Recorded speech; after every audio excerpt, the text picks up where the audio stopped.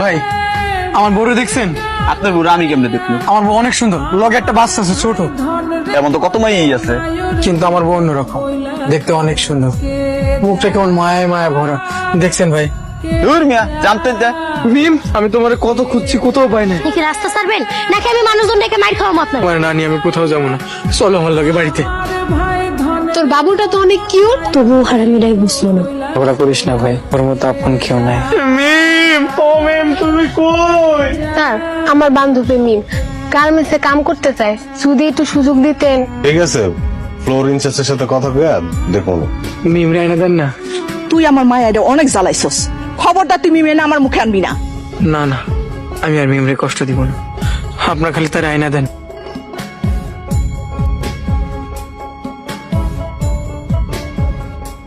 ওই মেয়ে দেখা শুনতে পারেন না? ভাই টেনশন আছি তো, মাথা আওলা গেছে। আর ঢাকা শহরে আমি নতুন। নতুন ঢাকা শহরে কি লেগে আমার বউ রাগ করে চলে আসছি, বউরে খুঁজতে আসছি। কাছে মনে হইতেছে পৃথিবীর সবচেয়ে সুন্দর মেয়ে তুমি। আমি তোমার বান্ধবীর পছন্দ করে ফেলাইছি। কি কোন স্যার, ওর তো বিয়ে হয়েছিল। তোমার বান্ধবী যদি রাজি থাকে আমার কোনো অসুবিধা নেই। কি রে, তুই কি কস?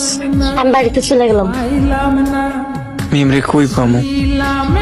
নতুন নাম্বারটা যদি জানতাম তাহলে ফোন দিয়ে জানতে পারতাম হ্যাঁ কই আছে। কি রে মিম, এমন রাগ করে চলে আসলি কেন?